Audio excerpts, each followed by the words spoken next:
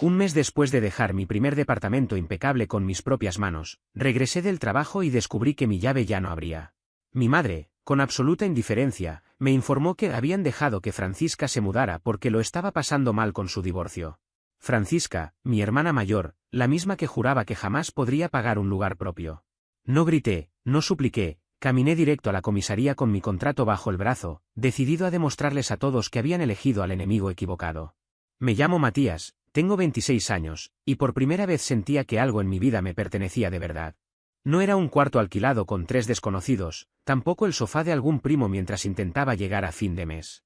Este era mi espacio, con mi nombre en el contrato y con cada pared cubierta por mi propio esfuerzo, mis noches sin dormir y demasiados tutoriales improvisados para aprender a pintar sin arruinarlo todo. Nunca busqué algo lujoso, lo único que quería era un lugar limpio, simple y mío. Durante 4 meses acumulé turnos dobles, trabajé fines de semana, me salté comidas y prácticamente desaparecí de la vida social solo para lograr cerrar la compra de ese diminuto departamento de un dormitorio, ubicado a unos kilómetros de la ciudad. El sitio era pequeño, viejo y necesitaba bastante reparación, pero tenía algo que yo anhelaba desde hacía años: silencio y autonomía. Sí, lo repetí varias veces, supongo que uno no olvida la primera vez que gira la llave de una puerta que no conduce a nadie más que a uno mismo. Pero retrocedamos un poco, porque nada de lo que vino después se entiende sin conocer la dinámica familiar en la que crecí. Vengo de un hogar donde la persona con el tono más alto ganaba todas las discusiones. Mi padre prácticamente desapareció cuando yo estaba en la secundaria, y desde entonces quedamos solo mi madre, mi hermana mayor Francisca, y yo. Por razones que jamás comprendí, mi madre decidió que Francisca era una especie de princesa intocable. No en el sentido de trabajar duro, sino en el sentido de que todo se le justificaba. Cada mala nota, cada berrinche, cada ruptura con algún novio, siempre había una excusa preparada. Es sensible, murmuraba mi madre. Está pasando por una etapa. Una etapa que duró 15 años. Cuando era niño, incluso me parecía interesante. Francisca olía a perfume de vainilla, se maquillaba para ir a comprar pan y manejaba el auto con la música tan fuerte que parecía sacada de una película. Pero cuando entré a la secundaria, la imagen cambió. Comenzó a dirigirse a mí como si yo fuera su asistente personal. Matías, tráeme una bebida. Matías, lava los platos o le digo a mamá que chocaste su auto. Matías, no seas raro. Cuando se lo comentaba a mi madre, ella respondía lo mismo siempre: déjala, está bajo mucha presión. Jamás entendí cuál era esa presión, porque Francisca abandonó la universidad al mes de haber entrado, pasó por trabajos temporales que duraban más bien semanas, y terminó casándose con un sujeto llamado Álvaro, que usaba lentes de sol incluso en interiores y pensaba que el sarcasmo era una virtud. Mientras tanto, yo seguí otro camino. Estudiaba en un instituto comunitario, tomaba clases nocturnas y trabajaba de día en un almacén logístico. Cuando pude ascender, me aferré a cada oportunidad, una a una, sin que nadie me regalara nada. Quizá por eso, cuando compré mi departamento, Francisca lo vio como una ofensa personal. No hice un gran anuncio, simplemente, durante una cena en casa de mamá, mencioné: cierro la compra de mi departamento este viernes. Ella ni siquiera levantó la vista del teléfono. No pensé que pudieras pagar algo con ese sueldo, comentó con desdén. No respondí. Me limité a sonreír. Mamá, intentando apoyar, dijo que estaba orgullosa, aunque su mirada se dirigió de inmediato a Francisca, como anticipando su reacción. Mi hermana soltó una risa corta, burlona. Bueno, ojalá te guste lidiar con tuberías rotas y vecinos ruidosos. Las casas iniciales son así. Ese era su estilo: si algo bueno le ocurría a alguien más, ella lo interpretaba como un ataque directo. Cuando su relación con Álvaro se volvió insoportable, y luego él desapareció de la escena por completo, su amargura se transformó. Regresó a vivir con mi madre por un par de semanas, pero todos sabíamos que sería indefinido. Invadió la sala con sus cosas, como si el lugar le perteneciera, y comenzó a hacer comentarios sobre cómo algunas personas no entendían lo difícil que podía ser la vida. Yo preferí mantener distancia. Estaba enfocado en mi nuevo hogar. Los fines de semana los dedicaba a lijar pisos, pintar muebles, cambiar lámparas que parpadeaban como si fueran parte de una película de terror, y con orgullo, aprendí a instalar azulejos en el baño. Para finales de abril, el lugar estaba totalmente renovado. Entonces llegó ese lunes extraño y caluroso de mayo. Después de un turno agotador, soñaba con una ducha fría y un vaso de té helado en el balcón. Caminé hacia la puerta, metí la llave en la cerradura, y no giró. Pensé que estaba cansado y lo intenté de nuevo. Nada. Revisé la llave. Era la mía. Probé una tercera vez. Igual. Un pequeño golpe de ansiedad me sacudió el pecho. Quizá la cerradura estaba trabada. Quizá alguien la había manipulado. Probé mover la llave, pegué el oído contra la puerta, y allí escuché algo. Una voz. Risas. Una voz que conocía demasiado bien. Golpeé la puerta. Las risas cesaron. Después de unos segundos, la puerta se abrió apenas un poco. Y ahí estaba Francisca, usando una de mis camisetas, sosteniendo un tazón de cereal como si yo fuese el intruso. Su cabello recogido en un moño desordenado, el gesto relajado. «¿Qué haces aquí?», preguntó, como si el departamento fuera suyo. Me quedé mirándola. «¿Qué hago yo aquí? ¿Por qué mi llave no funciona?». «Ah», respondió con total calma. «Mamá mandó a cambiar las cerraduras. Nos mudamos la semana pasada». «¿Nos?». «Sí. Mi hijo», dijo señalando hacia el pasillo. «Mi hijo, ¿recuerdas, ese al que casi no ves? Está pasando por un momento difícil y necesita estabilidad. Tú eres joven, puedes recuperarte». Mientras hablaba, mis ojos recorrían la sala. Mi alfombra. Mi mesa de centro. Mis libros acomodados en los estantes. Todo seguía allí, pero ahora mezclado con juguetes tirados, platos sucios y ropa apilada sobre el sofá. La escena fue tan absurda que creo que dejé de respirar por un instante. No grité. No entré. No dije nada más. Me di la vuelta, bajé las escaleras, subí al auto y permanecí allí, en silencio absoluto, con las manos apretadas en el volante durante varios minutos, intentando procesar que mi propio hogar ya no era mío. Sentí que el pecho se me hundía, como si el aire hubiera desaparecido de golpe. Aún así, saqué el teléfono y llamé a mi madre. Contestó al segundo timbrazo. «Hola, cariño. ¿Por qué Francisca está en mi departamento?», pregunté, intentando mantener la compostura. Ella soltó un suspiro, no de culpa ni de sorpresa, sino de cansancio. «Matías, no armes un drama. Francisca está pasando por un momento muy difícil». Me quedé helado. «¿Se lo diste? Eres joven, ya encontrarás otro lugar. Solo será por un tiempo, hasta que pueda estabilizarse. Benjamín necesita un hogar seguro.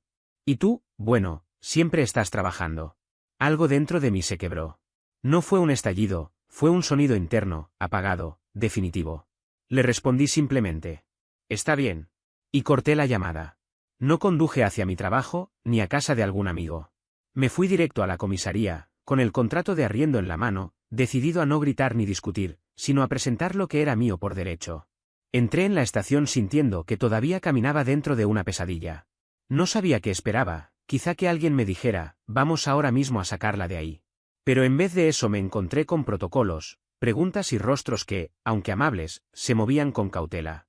Me senté en la sala de espera con el contrato en una mano y mi identificación en la otra, intentando mantener la calma mientras mi mente daba vueltas sin parar. El funcionario de la recepción, el cabo Molina, me pidió que le explicara lo ocurrido. Lo hice despacio, con precisión, sin levantar la voz.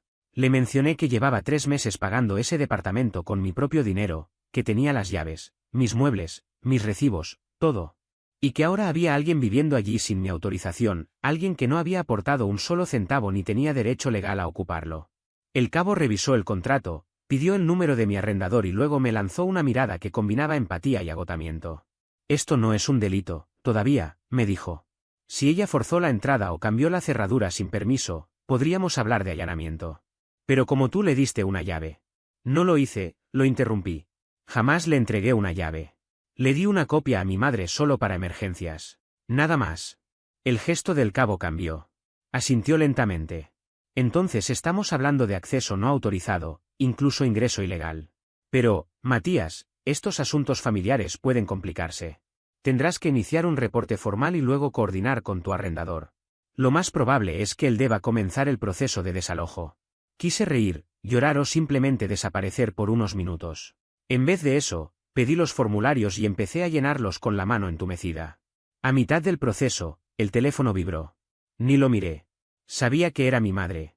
Cuando finalmente lo revisé, el mensaje decía: «Por favor, no empeores esto, Matías. Ella lo necesita más que tú». Esa frase se me quedó clavada en la cabeza el resto de la noche. Terminé durmiendo en el sofá de un viejo colega, Rodrigo, que apenas me hizo preguntas. Me ofreció una cerveza y una almohada, acepté ambas, aunque no pude conciliar el sueño. Me quedé en silencio, mirando el techo, intentando entender cómo mi vida se había desmoronado en cuestión de horas. A la mañana siguiente llamé a mi arrendador, el señor Araya. Se quedó sin palabras cuando escuchó lo que había sucedido. ¿Cómo dice? ¿Que alguien cambió la cerradura? Eso es ilegal, Matías. Yo jamás autoricé algo así. Yo tampoco. Ni siquiera sabía que habían entrado. Mi madre dejó pasar a Francisca sin decirme nada. Hubo un silencio tenso al otro lado de la línea. Ella no está en el contrato. Puedo iniciar el desalojo, pero demorará. Hay que enviar una notificación, esperar el aviso del tribunal, coordinar con el alguacil, mínimo 30 días, a menos que se vaya voluntariamente. 30 días. Un mes entero con ella dentro de mi hogar, usando mis cosas, comiendo mi comida, durmiendo en mi cama. Sentí una punzada en el estómago. El señor Araya prometió pasar al día siguiente para verificar todo. Hasta entonces, yo solo podía esperar. Volví a llamar a mi madre esa tarde. Contestó con una suavidad que me irritó al instante. Hola, hijo. Quiero que me digas exactamente qué pasó. Suspiró. Matías, sé que estás molesto, pero debes entender. Francisca llegó llorando, con Benjamín en brazos. Dijo que Álvaro la había echado y que no tenía a dónde ir. No pude soportar ver sufrir a mi nieto. Tú estás bien, cariño. Tienes un trabajo estable, eres fuerte. ¿Y eso significa que puedo regalar mi departamento? Hijo, casi no estabas allí. Siempre estabas en el trabajo o quedándote en casa de alguien más. Pensé que no te importaría prestarlo unas semanas. Apreté el teléfono con fuerza.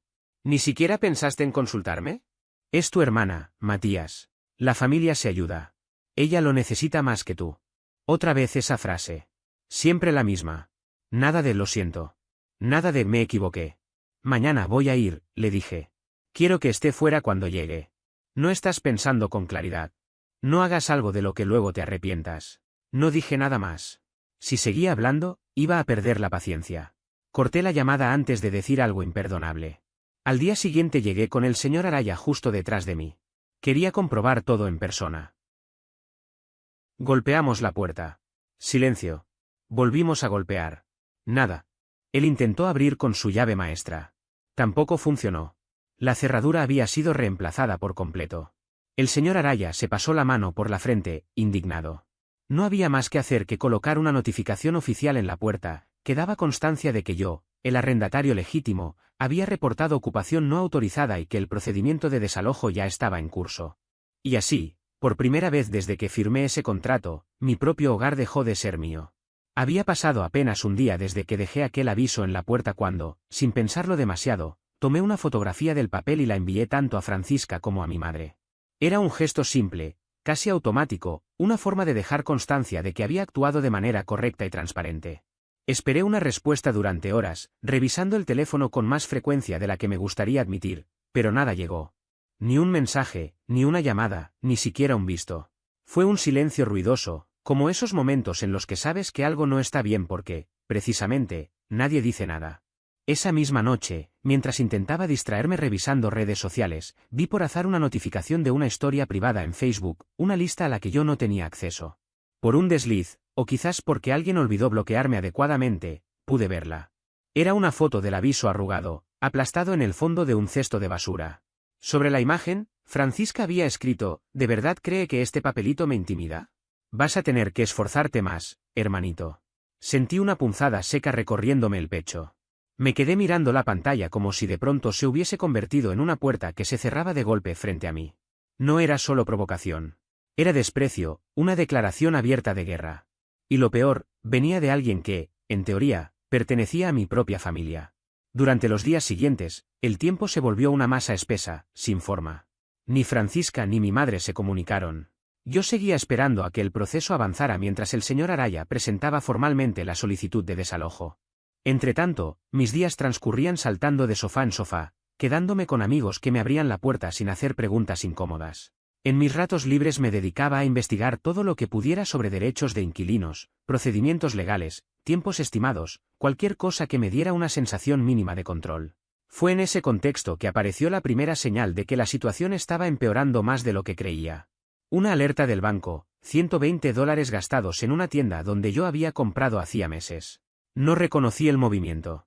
Luego vino otra compra de 200 en un local de muebles, y más tarde cargos menores en supermercados y un servicio de reparto. Todo efectuado con mi tarjeta. Empecé a revisar como un loco hasta que caí en la cuenta de algo que me dejó helado, la tarjeta adicional que había guardado en un cajón del apartamento, la que no usaba desde hacía meses, seguía activa. Francisca la había encontrado. Era más que abuso. Era un robo directo. Llamé de inmediato al banco para bloquear la cuenta y reportar cada cargo. Apenas colgué, marqué el número de mi madre. Esta vez no había espacio para saludos. «Está usando mi tarjeta», dije, sin rodeos. Hubo un silencio incómodo, el tipo de silencio que se forma cuando alguien ya sabe la verdad pero está buscando una forma de justificarla. «Seguro es solo para lo necesario», contestó finalmente. «No lo hace con mala intención. Compró un espejo de cuerpo entero y un botellero». «¿Eso te parece necesario?». Esta vez no tuvo respuesta. La suya fue una vacilación dolorosamente reveladora. Respiré hondo y concluí. «Voy a denunciarlo. Esto no es un malentendido. Es un delito». «¿De verdad enviarías a tu hermana a la cárcel?», preguntó, con un tono que buscaba culpa. «No está actuando como una hermana». Esa misma noche puse la denuncia. Entregué todo, los movimientos bancarios, la captura de la publicación en Facebook, el contrato de arriendo. El cabo Molina tomó nota con paciencia, revisó la evidencia, y me explicó que aunque no podían detenerla aún, el caso sí podía escalar hacia una acusación formal por fraude.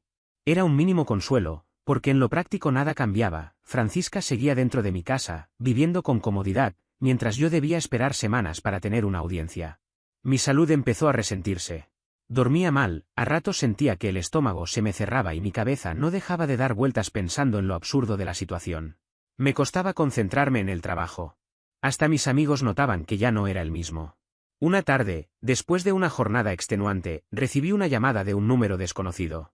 Casi no contesté, pero algo en mí dijo que debía hacerlo. «¿Hablo con Matías Harper?», preguntó una voz profesional. «Sí, él habla», respondí, sintiendo cierta tensión al escuchar el tono serio de la persona. «Le llama la señora Fuenzalida, del Departamento Familiar de Servicios de Protección Infantil. Necesitamos conversar con usted sobre una solicitud de tutela presentada a su nombre para un menor llamado Benjamín Herrera». Sentí que el celular se me resbalaba entre los dedos. Tuve que apoyarme en una mesa para no perder el equilibrio. «¿Perdón? ¿Qué solicitud?», pregunté. Tras un breve silencio, escuché el sonido de hojas moviéndose. «Aquí consta que usted solicitó asumir la tutela del menor por supuestas condiciones inseguras en su hogar actual». «No he presentado nada».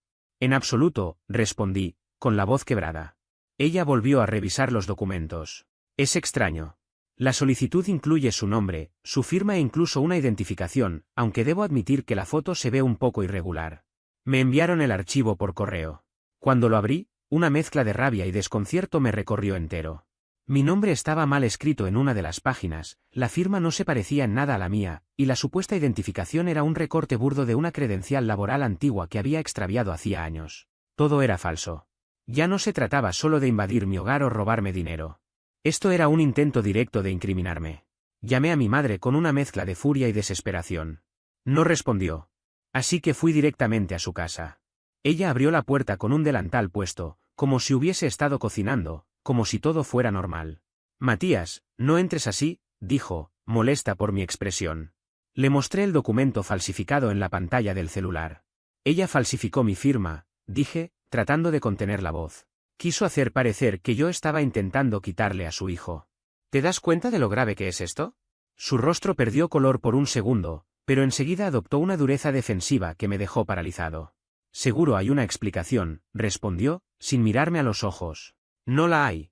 Y si no me ayudas, si sigues justificándola, te vas a ir abajo con ella.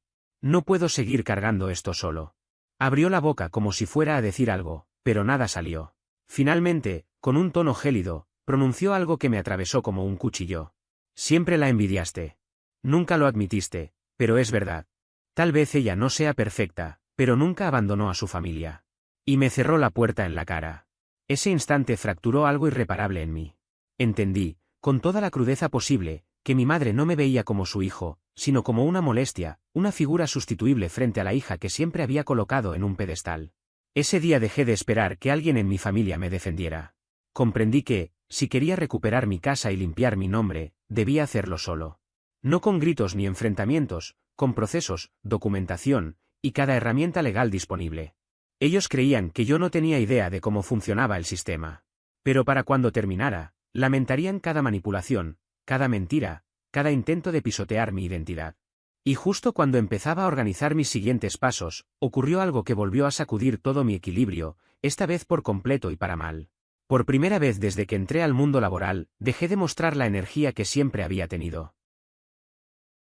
Seguía siendo puntual, pero mi motivación diaria se evaporó. Trabajaba como si cada tarea pesara el doble, mis pensamientos se enredaban con facilidad, y la tensión que arrastraba empezaba a notarse incluso en mi postura. Mi jefe lo percibía de reojo, mis compañeros también, aunque nadie se atrevía a mencionarlo abiertamente. Ya llevaba casi 3 semanas durmiendo en el sofá de Rodrigo. Nunca me reclamó nada. Me ofreció su espacio con una generosidad que yo no sabía cómo agradecer. Mantenía la casa tranquila, evitaba cualquier pregunta incómoda y se aseguraba de que nunca me faltara un plato caliente en la mesa. Aún así, él sabía que yo estaba derrumbándome. Lo veía en las pequeñas cosas, en la basura sin sacar, en la ropa húmeda que olvidaba dentro de la lavadora, en mis silencios prolongados y en la forma en que, a veces, simplemente me quedaba mirando un punto fijo sin darme cuenta de cuánto tiempo había pasado. La audiencia de desalojo ya tenía fecha, 2 semanas más adelante. Parecía poco tiempo, pero cada día se sentía interminable. Mientras tanto, Francisca vivía como si hubiera encontrado un oasis. Su Instagram, que antes estaba cargado de indirectas sobre su divorcio, ahora mostraba fotos celebrando su nueva vida en su apartamento, el mío. Había fotos de Benjamín desayunando en mi cocina, usando mis tazones, mis utensilios, mi comida. Una imagen en particular casi me hizo lanzar el teléfono contra la pared, un montaje donde se veía mi living decorado con muebles que yo no había comprado, acompañado del texto: a veces la vida te sorprende con un nuevo comienzo. Gracias a quienes estuvieron cuando no tenía nada. Yo estaba bloqueado, por supuesto. Pero las personas hablan, y las capturas de pantalla vuelan. Mi primo me la envió con un simple: ¿la viste? No respondí. No podía.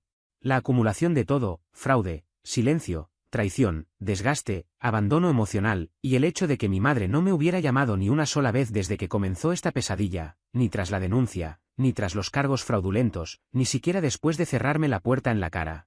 Terminó arrastrándome hacia una fatiga emocional que me dejaba exhausto incluso al despertar. Era como cargar una mochila llena de piedras que nadie más podía ver. Y aunque no lo sabía aún, todavía quedaba mucho por caer antes de que comenzara a levantarme. Comencé a despertar en mitad de la noche con una sensación difícil de describir. Soñaba con llaves. En esas imágenes, estaba siempre frente a una puerta, a veces era la entrada de mi apartamento, otras, la de la casa donde crecí. Probaba una llave tras otra, pero ninguna encajaba. Los cerrojos se deformaban, se derretían o simplemente desaparecían, como si el acceso a todo lo que alguna vez consideré mío me fuese negado. Despertaba empapado en sudor, jadeando, recostado en un sofá que ni siquiera me pertenecía. Ese fue mi punto más bajo. Nada estruendoso, nada dramático, solo un desgaste silencioso que iba desmantelando mi vida desde adentro. Pero una mañana ocurrió algo mínimo, casi imperceptible, que abrió una grieta en ese agotamiento constante. Fue Rodrigo. Estaba sentado en la mesa de la cocina, tomando café y revisando una tablet. Cuando levantó la vista y me miró, habló con una naturalidad que me descolocó. ¿Todavía tienes ese taladro?, preguntó. Parpadeé sin entender. ¿Qué taladro? El eléctrico. Me lo prestaste cuando me mudé. Sigue funcionando como una bestia, añadió con una sonrisa. ¿Lo tienes por ahí? Asentí, aún confundido. Mi casero me permitió renovar unas repisas del lavadero, continuó. Dijo que puedo instalar unas nuevas si yo pongo la mano de obra. ¿Te animas a ayudarme? No respondí de inmediato. Tal vez fue la forma en que lo dijo, sin lástima ni incomodidad, tratándome como alguien presente y útil, no como un fantasma. Finalmente afirmé. Claro. ¿Por qué no? Nos tomó 1 hora. Fue un trabajo sencillo, pero me hizo bien. Sostener herramientas, medir, cortar, lijar, mis manos recordaron la rutina aunque mi ánimo siguiera intentando alcanzarlas. El fin de semana siguiente arreglamos su closet. Después, el salpicadero de su cocina. Rodrigo buscaba pretextos para involucrarme en proyectos, y yo dejé de resistirme. No hablaba demasiado, pero cumplía. Trabajaba. Y, poco a poco, algo en mí empezó a recomponerse. Rodrigo lo notó. Una noche, mientras comíamos comida para llevar, lo soltó sin rodeos. ¿Nunca has pensado en dedicarte a esto de lleno? ¿A qué te refieres?, pregunté. Reparaciones, instalaciones, trabajos de mantenimiento. Eres bueno, Matías. Muy bueno. Eres detallista. No haces chapuzas. La mitad de los tipos en internet ni siquiera lleva un nivel en la mochila. Podrías cobrar el doble y aún así conseguir clientes. No respondí, pero esas palabras se quedaron conmigo. Aquella misma noche abrí mi laptop y empecé a investigar, licencias para oficios, requisitos para abrir un pequeño negocio, plantillas para sitios web. Dormí poco, pero, por primera vez en semanas, no fue por ansiedad. Era porque sentía una chispa de esperanza. Durante los días que siguieron, combiné mi trabajo habitual con horas de búsqueda. Hice listas, herramientas disponibles, herramientas pendientes, servicios posibles, tarifas promedio, seguros, impuestos. Era abrumador, pero no me importaba. Después de tanto tiempo sobreviviendo, al fin sentía que estaba construyendo algo. Unos días después, Rodrigo me dejó acompañarlo a un trabajo para un compañero suyo, instalar un televisor y arreglar un gabinete roto. Terminé haciendo casi todo. Rodrigo se limitó a bromear y ofrecerme una cerveza. Al final, el cliente nos dio propina a ambos. «Eres un profesional», me dijo Rodrigo. «Y deberías dedicarte a esto de verdad». «No he dicho que no», respondí. «Aún», sonrió. Esa noche compré un dominio, hyperpixit.com. Directo, limpio, profesional. Diseñé un logo sencillo, creé una dirección de correo y preparé una página web de una sola pantalla. Nada sofisticado, solo lo necesario para parecer legítimo. Luego me registré en varias aplicaciones de trabajos, subí mi perfil a Taskmatch y esperé. 2 días después recibí mi primera solicitud. Una mujer necesitaba reforzar unas repisas en su garaje.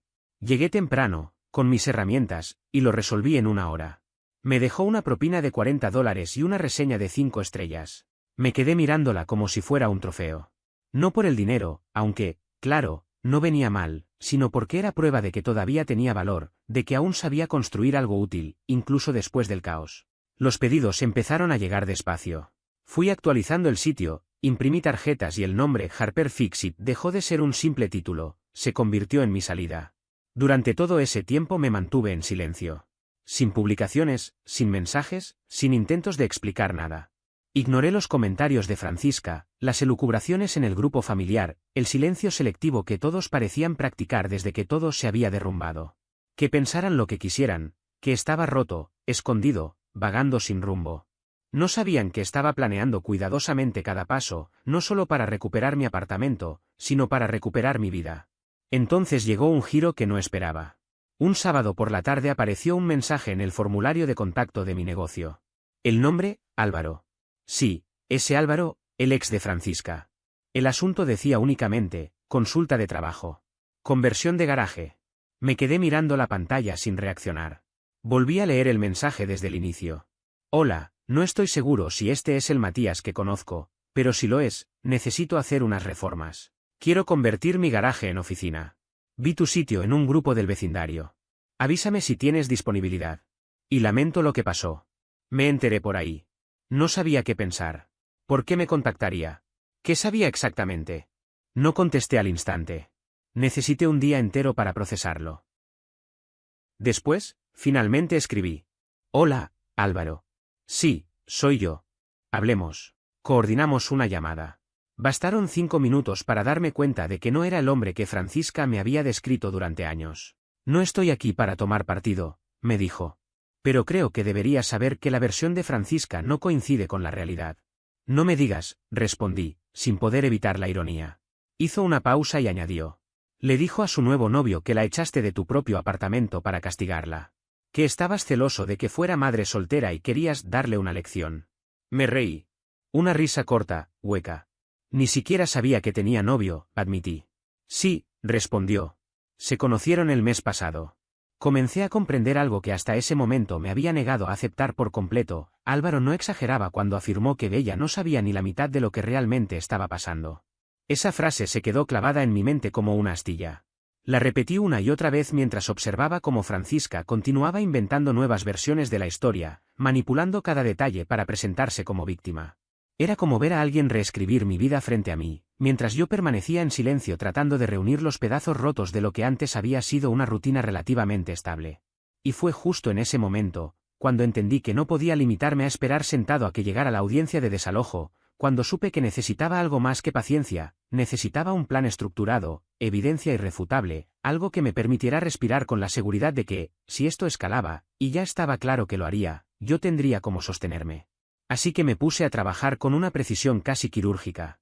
revisé cada una de las capturas de pantalla que había guardado de las publicaciones en las que Francisca distorsionaba los hechos, organicé los movimientos bancarios que demostraban las compras hechas con mi tarjeta, las cuales ella había intentado justificar como gastos familiares, reuní correos electrónicos completos, asegurándome de que las fechas, horas y encabezados fueran visibles, y hasta recopilé fotografías de los documentos falsificados sobre la supuesta tutela que ella intentó registrar.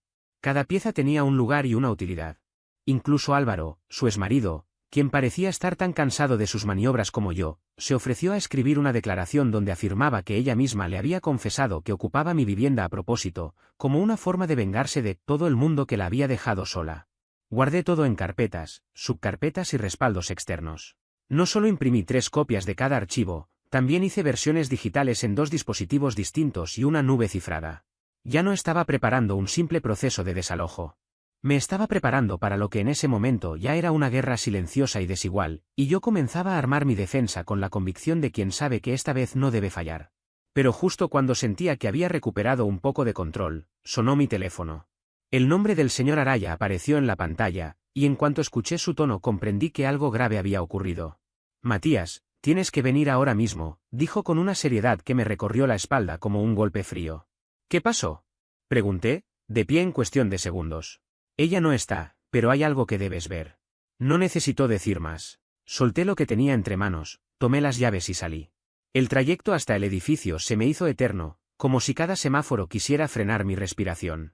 Cuando llegué, vi la puerta entreabierta, la cerradura violentamente partida y el marco astillado. El señor Araya me esperaba adentro, con una expresión que mezclaba frustración, incredulidad y un intento fallido de mantener la compostura profesional. Di 2 pasos al interior, y me quedé paralizado. El apartamento estaba irreconocible. No era desorden, era devastación. Los muebles volcados como si hubieran sido arrojados con furia, las paredes rayadas y marcadas, las alacenas abiertas de par en par, con su contenido desparramado por el suelo. Fragmentos de vidrio cubrían la cocina como si hubiera explotado una botella. Mi televisor ya no estaba. Tampoco el microondas. Las repisas del pasillo, las lámparas decorativas que había instalado con tanto cuidado, e incluso faltaban artículos pequeños que solo alguien con malicia habría tomado. No era abandono. Era una demolición intencional, casi una firma personal de destrucción. El señor Araya me entregó un papel arrugado que había encontrado pegado en el refrigerador. La letra era torpe y el mensaje, peor. Gracias por el viaje gratis. Suerte arreglando este basurero. Para la próxima, no seas tan víbora egoísta, emoticono cara sonriente. Me quedé mirando el espacio donde antes había estado mi sofá, ese mismo espacio en el que pasé noches enteras intentando construir una vida que fuera realmente mía. Sentí el golpe, sí, pero lo extraño fue que no me quebré. No esta vez. Porque Francisca no sabía, ninguno de ellos lo sabía, que yo ya tenía fotografías del estado inicial del departamento antes de que ella lo destrozara. Ya contaba con recibos, testigos, una línea temporal precisa. Ella creía haber dado su golpe maestro, pero no conocía al Matías que había emergido de todo esto, uno más atento, menos confiado, más preparado para responder. Cuando el señor Araya terminó de hacer el reporte policial y se retiró para contactar al seguro, me quedé solo. Me senté en el piso frío, junto a una mancha pegajosa que preferí no identificar, y respiré hondo. No había tristeza, ni desesperación. Había determinación. Y entonces hice lo que hago cuando necesito claridad, escribí listas. Paso 1, reforzar el reporte policial. El informe ya estaba iniciado, pero planeaba agregar un inventario detallado de los objetos robados, fotografías comparativas antes y después, y toda la evidencia financiera asociada. Los estados de cuenta mostraban con claridad compras que coincidían con los artículos desaparecidos. Paso 2, preparación legal. La audiencia de desalojo seguía programada, pero ahora tenía fundamentos para reclamar daños civiles e incluso considerar cargos penales. Era momento de buscar un abogado discreto pero incisivo, alguien capaz de enfrentar la manipulación de Francisca sin caer en sus juegos. Paso 3, blindaje financiero. Aunque ya había bloqueado mis tarjetas y monitoreado mis registros, ordené un congelamiento adicional de crédito para evitar cualquier intento futuro de fraude. No iba a darle ninguna ventana. Paso 4, la falsificación de tutela. Ese informe ya estaba en manos de los servicios correspondientes y de la policía, pero ahora planeaba impulsar ese caso con más fuerza. Ese documento falso no podía quedar sin consecuencias. Paso 5, testigos. Tenía a Álvaro, a Rodrigo, y a varios compañeros de trabajo que conocían la secuencia completa de los hechos. Contacté a cada uno para solicitar declaraciones formales. Ninguno dudó. Todos querían ayudar. Al final de la noche, frente a mí había 5 carpetas, físicas y digitales, ordenadas con la precisión de un investigador. Arrendamiento y propiedad. Fraude e identidad falsificada. Robo financiero. Declaraciones de testigos. Cronología y evidencia. Había llegado a un punto en el que ya no bastaba con esperar que todo se resolviera solo. Sabía que si quería recuperar mi vida, demostrar la verdad y evitar que la situación volviera a repetirse, tenía que construir un expediente sólido. No solo para presentarlo ante un juez, sino para devolverme a mí mismo el control que Francisca, y lamentablemente, también mi madre, daban por sentado que nunca me atrevería a ejercer. Personas como ellas se sostienen en el silencio ajeno, dependen de que uno se quede callado por culpa, por vínculos familiares o por miedo al conflicto. Pero yo ya no era ese hombre. Había trabajado sin descanso para conseguir mi propio espacio, había hecho turnos dobles, aprendido a colocar baldosas desde cero y reconstruido cada fragmento de mi independencia sin apoyo de nadie. No tenía nada que perder, así que empecé a moverme. Mi primera llamada fue a Álvaro. Le pedí la declaración que me había ofrecido tiempo atrás, pero ahora por escrito, con firma y certificación. Aceptó sin titubear. 2 días después, tenía en mis manos una carta firmada ante notario donde relataba lo que Francisca le había confesado, que había cambiado las cerraduras del departamento, que se burlaba de haber tomado posesión del lugar y que estaba convencida de que yo no sería capaz de enfrentarla nunca. Incluso agregó capturas de mensajes en los que ella se jactaba de vivir sin pagar un peso y de enseñarle a Matías cómo funciona el mundo real. Todo eso terminó en la carpeta número 4 de mi archivo. Luego contacté nuevamente a los servicios de protección de menores para retomar el asunto de la documentación falsificada. Les expliqué que había reunido pruebas que demostraban no solo la manipulación del formulario, sino que formaba parte de un patrón más amplio de hostigamiento. Me mantuve sereno, respetuoso, pero muy firme. Fue entonces cuando me asignaron un nombre, el detective Salinas, encargado de investigar la falsificación. Le envié por correo electrónico la carpeta completa, con cada fotografía, cada archivo y una tabla detallando todas las incoherencias del documento. Su respuesta llegó al día siguiente, escueta pero contundente: recibido. Será derivado a revisión formal. Habrá novedades. Sentí como la inercia comenzaba a cambiar a mi favor. Mientras tanto, el señor Araya contrató a un especialista para evaluar los daños del departamento. Me pidió que lo acompañara a revisar lo que Francisca había roto o sustraído. Cuando el contratista vio el desastre, dejó escapar un silbido sorprendido. Arrancó hasta los enchufes, comentó. Esto ni siquiera es robo. Es maldad pura. Reímos por compromiso, pero la risa se me quebró por dentro. Yo tomé fotografías, medí lo que debía reemplazarse y guardé cada presupuesto que el contratista enviaba al dueño del departamento. Le ofrecí ayudar con los arreglos, pero el señor Araya lo rechazó con firmeza. Has hecho suficiente. Concéntrate en tu caso. Yo me encargo del resto. La siguiente parte era la más difícil, hablar con mi madre. No porque buscara reconciliación, sino porque necesitaba saber qué sabía y qué había decidido ignorar. Llegué a su casa sin avisar. Me abrió la puerta con un chal tejido sobre los hombros y una manzana mordida en la mano. Me observó con la misma expresión confusa que tantas otras veces. Matías. No vine a discutir, aclaré. Solo necesito claridad. Entré. La casa olía a lavanda y cera para muebles. Sentí un golpe interno, una mezcla entre nostalgia y desilusión. Me senté en el sofá, ella permaneció de pie, como si fuera una extraña que me cuidaba a la distancia. ¿Ayudaste a Francisca a preparar esos papeles falsificados?, pregunté. Se encogió un poco, no sorprendida, sino herida de manera teatral. No hice nada de eso, respondió. Ella me mostró un documento y dijo que tenía que ver con tutela. No pregunté más. ¿Lo leíste al menos? No. ¿Viste mi firma? No lo recuerdo. La creí, pero eso no borró nada. Francisca está en problemas, dije. Y esto no va a terminar bien para ella. Es tu hermana, Matías. Y lo que está haciendo es un delito, mamá. Bajó la mirada, como si por fin admitiera que lo sabía todo desde antes, las denuncias falsas, los daños en la propiedad, las manipulaciones. Simplemente no quería enfrentarlo. Me levanté. No voy a permitir que vuelva a hacerlo. Ni conmigo ni con nadie. No me detuvo ni cerró la puerta detrás de mí. Ese silencio fue la confirmación de que había elegido su lado. Y yo elegí el mío. Corté toda comunicación. Cambié mi número, los bloqueé en todas las plataformas y con la ayuda de Rodrigo instalé filtros para que ni siquiera aparecieran intentos de contacto. Me volqué por completo al trabajo, pero no al depósito donde antes pasaba mis días. Ese capítulo estaba terminado. Harper Fix It Now se había convertido en mi ocupación principal. Ya tenía suficiente reputación, clientes recurrentes y recomendaciones para dejar atrás los horarios fijos. Registré oficialmente el negocio, pagué las licencias, armé paquetes de servicios e invertí en herramientas que llevaba años queriendo comprar. En pocas semanas tenía 3 semanas de trabajo programado, una camioneta blanca con mi logo, uniformes nuevos y una mesa plegable marcada con mi nombre. Mi ingreso semanal duplicaba lo que antes ganaba en un mes. Y aún así no publiqué nada ni lo presumí, porque no lo hacía por Francisca. Lo hacía por mí. Pero una parte de mí deseaba que ella lo supiera, que viera lo que había logrado reconstruir después del caos que dejó. Y ese momento llegó de la manera más inesperada, un correo electrónico sin remitente reconocible. El asunto decía, ¿de Benjamín? Con ayuda de la mamá de mi amigo. Sentí un golpe en el pecho. Lo abrí. Hola, tío Matías. No sé si estás enojado conmigo también. Mamá dice que nos odias, pero no creo que sea verdad. ¿Te extraño o podemos vernos? Adjuntaba un dibujo hecho con crayones, un muñeco que era yo sosteniendo una llave inglesa gigante, y junto a mí, un niño con una caja de herramientas. Me quebró por dentro. Me recordó la razón más importante por la que tenía que terminar todo esto, para protegerlo, incluso de su propia madre. Organicé mi plan final. Entregar todo al detective Salinas y hacer seguimiento semanal. Confirmar con el señor Araya el reporte policial por daños y firmar la declaración correspondiente.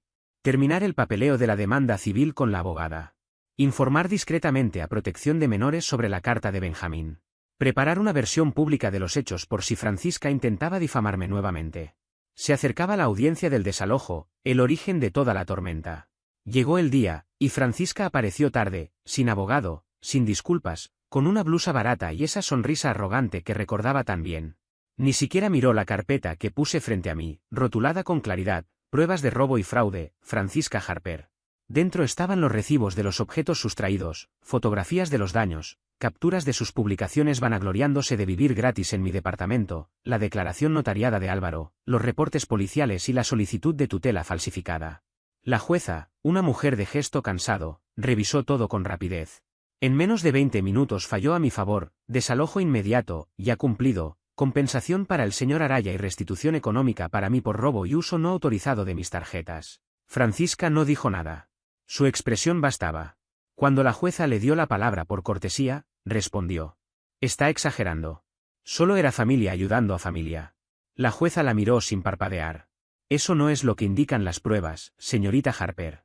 Esto dejó de ser un asunto familiar. El verdadero impacto llegó una semana después. El detective Salinas me llamó, la falsificación no era un simple incidente administrativo. Se había convertido en un caso penal. El formulario adulterado, el uso de una identificación falsa y la declaración del equipo de protección infantil bastaban para que la Fiscalía presentara cargos, fraude, falsificación e incluso usurpación de identidad. Francisca recibió una fecha de audiencia y un defensor público. Aún así intentó convencerme de que reculara. Me dejó un mensaje llorando.